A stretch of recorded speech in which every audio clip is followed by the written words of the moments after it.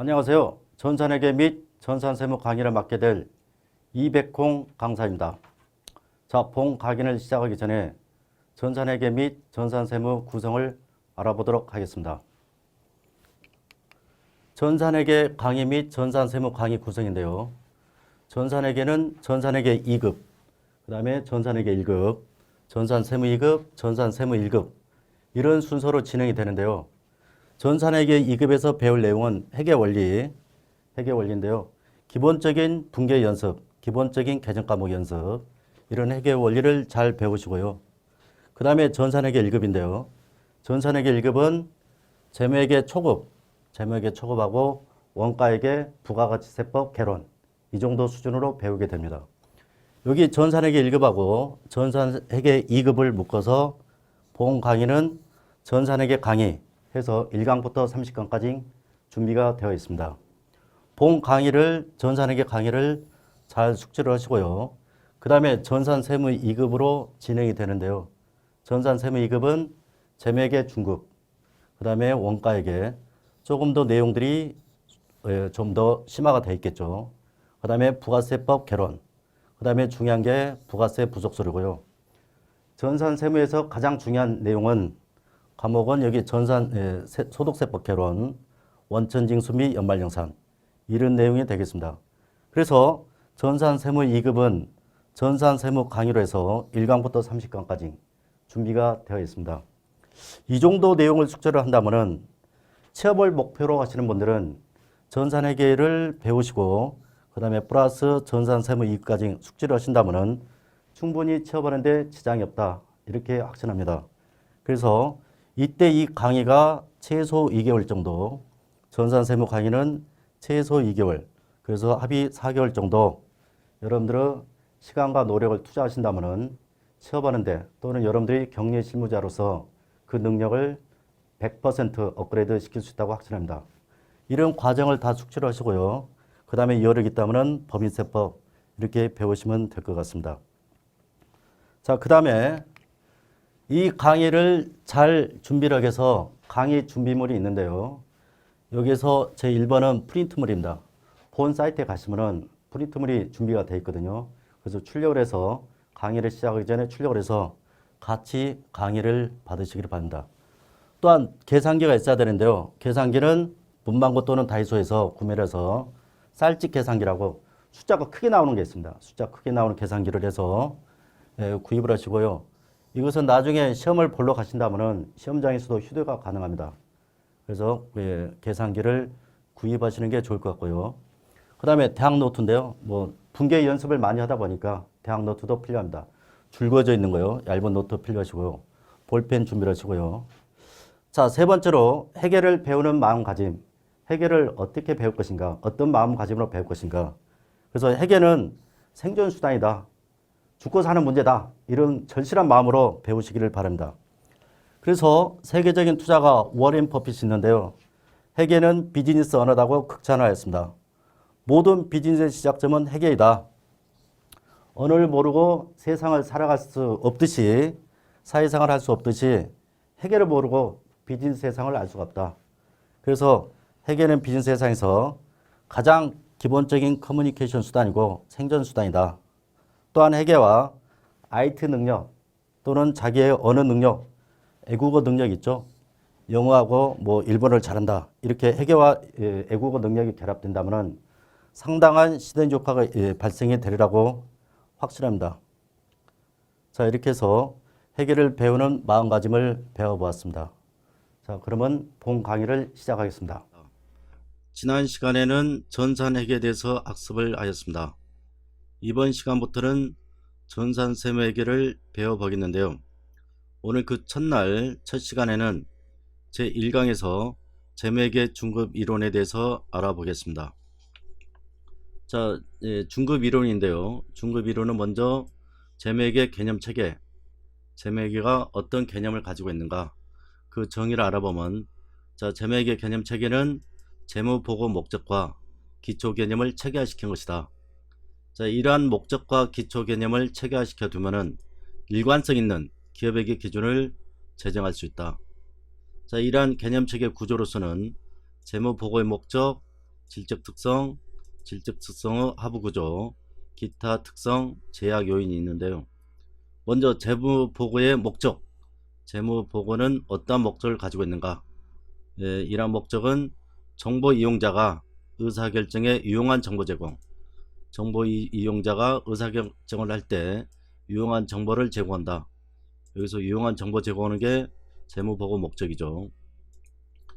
이러한 정보를 제공하기 위해서는 재무회계가 어떤 질적 특성, 어떤 특성을 가지고 있어야 되는가? 그래서 가장 중요한 게 목적 적합성하고 신뢰성인데요. 이 질적 특성이 재무회계는 정보 이용자에게 목적 적합해야 되고, 그 다음에 신뢰성을 가지고 있어야 된다. 이런 뜻이죠. 자, 이런 목적 적합성을 달성하기 위해서는 그 하부 구조로 예측가치, 피드백가치, 적식성, 이런 하부 속성이 있고요. 신뢰성은 표현의 충실성, 중립성, 검증 가능성이 있어야 된다.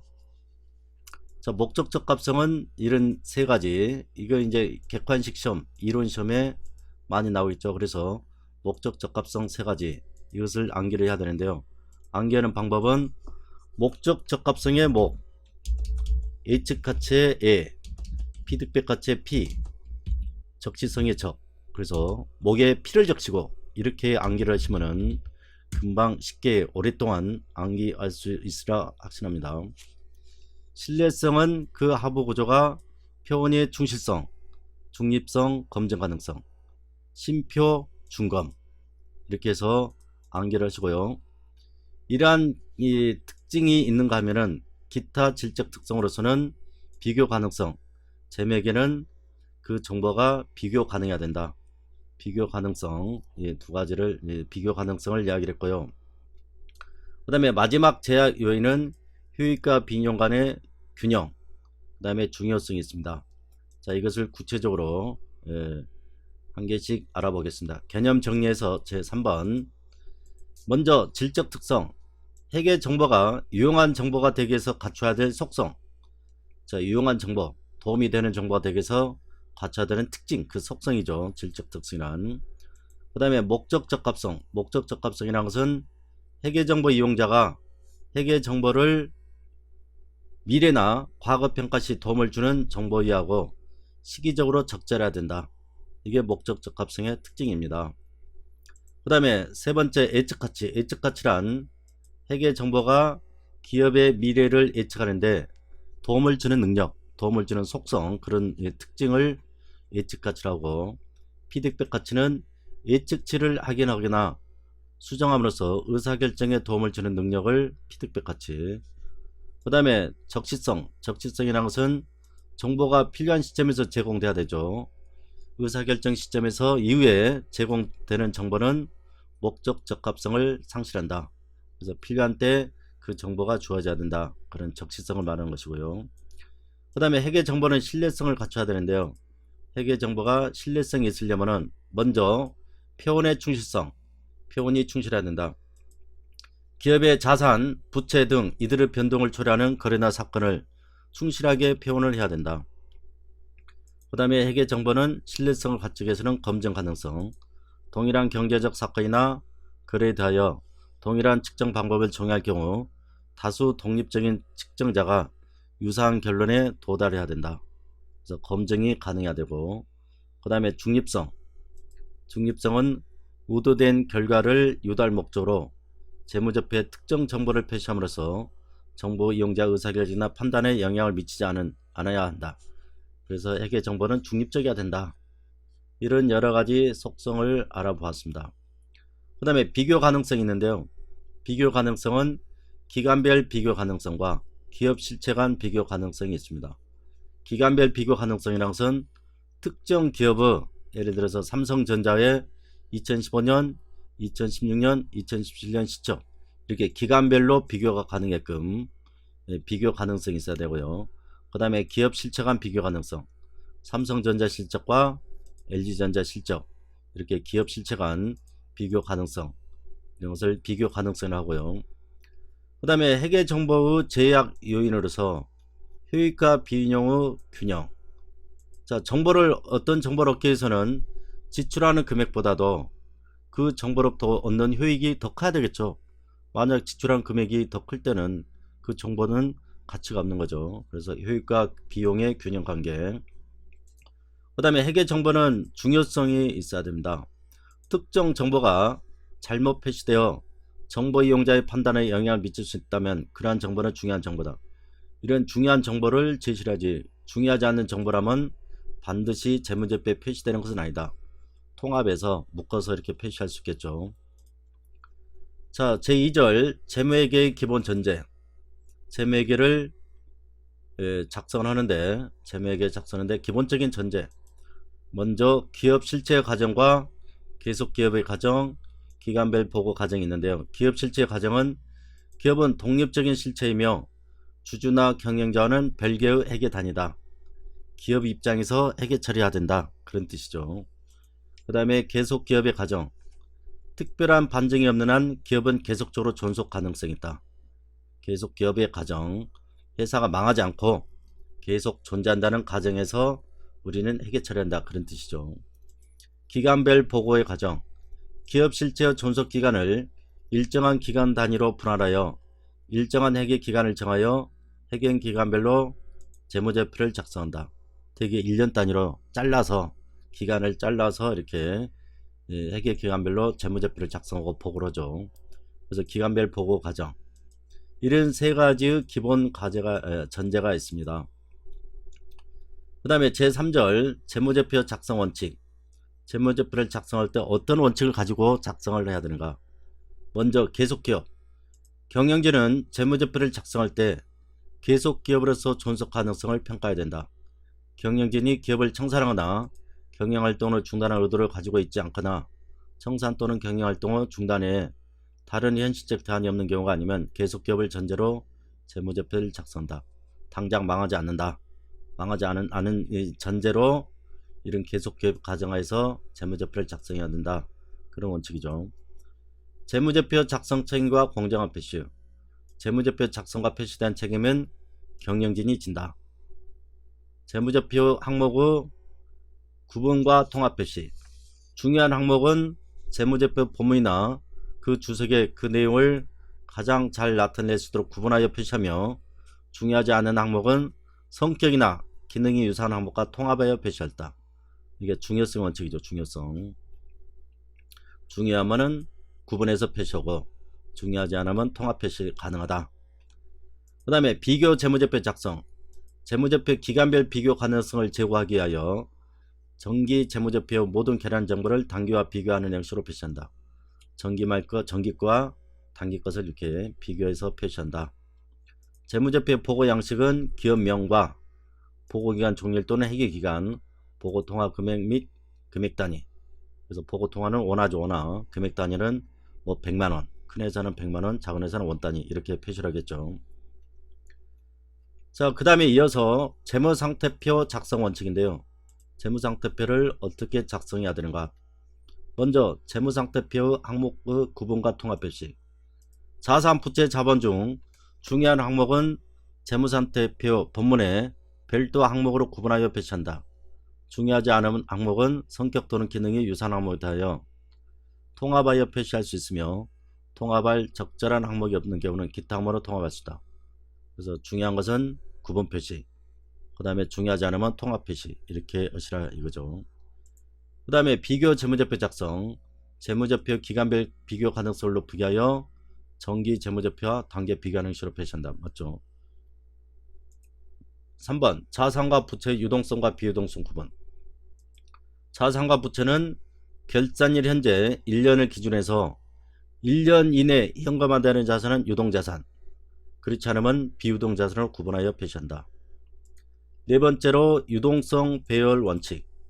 자산과 부채는 유동성이 빠른 순서로 배열한다. 유동성이란 현금화되는 속도죠. 현금화되는 속도가 빠를수록 유동성이 좋아요. 유동성이 좋은 것을 먼저 배열한다. 이게 유동성 배열 원칙이고, 자산과 부채의 총액 표시. 자산과 부채는 상계하여 표시하지 않는다. 즉 순액 표시가 아니라 총액으로 따로따로 표시한다. 자, 이 말이 뭔 말이냐. 예를 들어서 당좌예금 잔액이 국민은행 2억, 예금 잔액이 2억 있고요. 신한은행은 마이너스 1억 당좌 차월이 있는 경우, 그러니까 2억은 내 돈이고 1억은 차입금이죠. 빌린 돈이죠.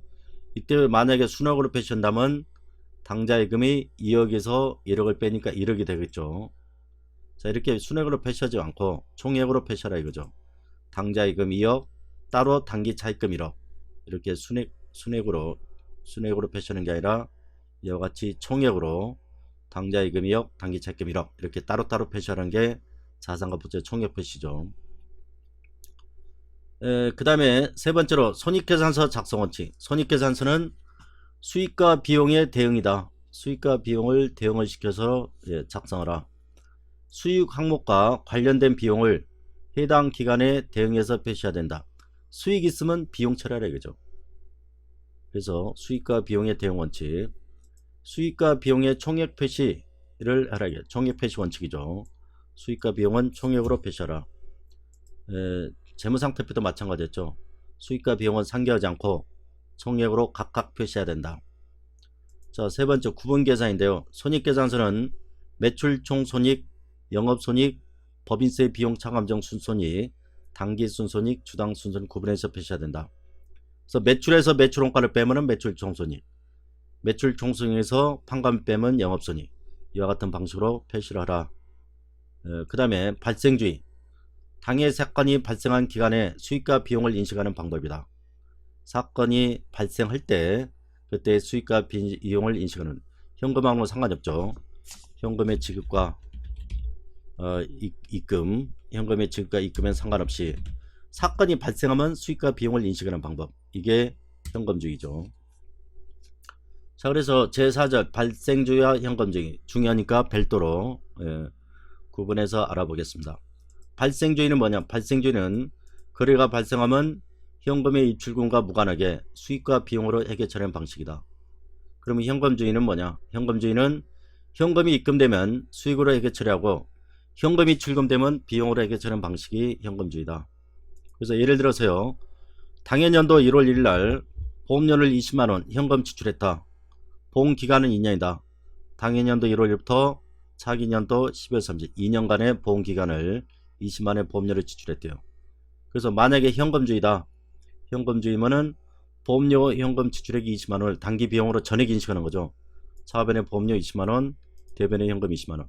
현금 20만원 나갔기 때문에 그 나간 금액만큼 비용으로 인식한다. 비용 인식. 비용으로 인식했죠. 그렇지만은 발생주의는 뭐냐? 발생주의는 단기 발생분은 비용 처리하고 차기 발생분은 선급 비용 처리한다. 자, 대변에 현금 20만원 나갔어요. 그 다음에 단기분 것은 전부 다 비용 처리, 보험료 10만원, 차기분 것은 선급 비용, 자산 처리죠. 자산 처리. 자산 처리하는데. 그래서 단기 비용 처리하지 않는다. 그래서 우리나라 기업에게 기준은 현금주의보다는 발생주의가 원칙이죠. 그래서 현금주의는 채택하지 않고 발생주의를 채택한다. 이 정도로 알아두시고, 자, 연습 문제가 쭉 있는데요. 연습 문제 1번. 다음 중 일반 기업에게 기준상 재무제표에 해당하지 않는 것. 자, 재무제표란 것은 재무상태표, 손익계산서, 그 다음에 자본변동. 제조원가 명세서는 재무제표에 해당되지 않죠. 그래서 재무제표란 것은 재무상태표, 손익계산서, 현금흐름표, 자본변동표, 그 다음에 주석이죠. 주석을 포함한다. 이렇게 해서 5가지를 암기를 해주시고, 제조원가 명세서는 아닙니다. 문제 2번. 다음 지문에서 기억에 들어갈 용어로 옳은 것은 회계 정보의 비교 가능성은 목적 적합성과 기억만큼 중요한 질적 특성은 아니나 목적 적합성과 기억을 갖춘 정보가 기업 실체 간의 비교 가능하거나 또는 기간별 비교가 가능할 경우 회계 정보 유용성이 제공될 수 있다. 그래서 회계 정보는 가장 중요한 게 목적 적합성과 기억이죠. 뭐였어요? 답은 신뢰성이죠. 그래서 아까 우리가 배웠던 회계 정보의 질적 특성 2가지, 목적 적합성과 신뢰성 2가지를 기억을 하시기를 바랍니다. 문제 3번. 일반 기업에게 기준을 통하여 작성된 재무제표는 다음과 같은 특성과 한계가 있다. 이에 대한 설명으로 틀린 것은 1번 재무제표는 화폐 단위로 측정된 정보를 주로 제공한다. 화폐 단위죠. 2번 재무제표는 미래에 발생할 거래나 사건에 대한 정보도 포함된다. 재무제표는 미래에 발생할 거래나 사건이 아니라 과거에 발생한 거래나 사건에 대한 정보를 나타내죠. 그래서 이 한계가 있는 거죠. 그래서 2번이 틀렸습니다. 3번 재무제표는 추정이한 추정치를 포함하고 있다. 추정이한 측정치, 예를 들어서 대손 설정률, 대손 추정하는 거죠. 그 다음에 잔존가치, 감가상각할 때 잔존가치, 내용 요소, 이런 것들은 추정치죠. 그래서 우리 회계는 추정치를 인정한다 이거죠. 4번 재무제표는 특정 기업 실체에 관한 정보를 제공한다. 맞죠? 그래서 답은 2번이네요. 미래에 발생할 거래나 사건이 아닙니다. 문제 4번 다음은 재무상태표의 기본 구조에 대한 설명이다. 틀린 것은 1번 자산과 부채는 유동성이 작은 항목부터 배열한 것을 원칙으로 한다.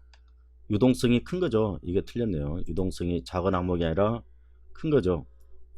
2번 자산은 유동자산과 비유동자산을 구분한다. 맞죠? 3번 비유동자산은 투자, 유형, 무형, 기타 비유동으로 구분한다. 맞죠? 자본은 자본금, 자본이녀금, 자본조정, 기타 포괄성이 2개, 이익이념으로 구분한다. 맞았습니다. 그래서 답은 1번, 4번의 답은 1번이고요. 문제 5번 다음은 재무회계 개념체계에 대한 설명이다. 회계정보 질적 특성 중 무엇에 대한 설명인가? 회계정보가 기업 실체의 재무상태, 경영성과 순현금 흐름, 자본 변동에 대한 정보 이용자의 당초 기대치를 확인 또는 수정하게 함으로써 의사결정에 영향을 미칠 수 있는 능력. 이건 뭐겠어요? 이것은 피드백 가치를 과거의 당초 기대치를 확인 또는 수정하게 할 수 있는 것은 피드백 가치죠. 답은 2번이고요. 그 다음에 문제 6번 다음 중 재무회계 개념체계에 따른 재무보고 목적에 해당하지 않는 것은 1번 재무보고 목적은 기업의 근로자의 근로성과 평가에 유용한 정보를 제공하는 게 목적이다. 기업의 근로성과 평가에 재무보고 목적이다. 이건 전혀 엉뚱한 이야기죠. 그래서 1번이 답이고요. 재무보고 목적은 미래 현금 흐름 예측에 유용한 정보 제공, 투자 및 신용 의사결정에 유용한 정보 제공, 경영자의 수탁 책임과 평가에 대한 유용한 정보. 그래서 답은 1번이 틀렸고요. 문제 7번 다음 중 재무상태표의 작성에 대한 설명으로 가장 잘못된 것은 1번 자산과 부채는 유동성이 큰 항목부터 배열한 것을 원칙한다. 맞죠? 2번 자산과 부채는 원칙적으로 상계하여 표시한다. 2번이 틀렸네요. 상계하지 않는다 했죠. 그래서 2번이 답입니다. 3번 매출 채권에 대한 대손 충당금 등은 해당 자산이나 부채에 직접 가감하여 표시할 수 있다. 맞죠? 대손 충당금 설정해서 차감하는 형식으로 표시할 수 있죠. 4번 자산과 부채는 1년을 기준으로 유동 항목과 비유동 항목을 구분한다. 맞는 이야기죠. 자, 마지막으로 문제 8번 다음 중 재무제표 작성과 표시에 대한 설명으로 잘못된 것은 1번 재무제표 항목 표시나 분류 방법이 변경되는 경우에는 정기 항목은 재분류하지 않는다. 정기 항목 재분류해야 되죠. 그래서 답을 보시면은 재무제표 항목 표시나 분류 방법이 변경되는 경우에는 단기와 비교하기 위하여 정기 항목을 재분류하고 재분류 항목의 내용, 금액 및 재분류가 필요한 이유를 주석으로 기재한다. 그러니까 이렇게 재분류해야 됩니다.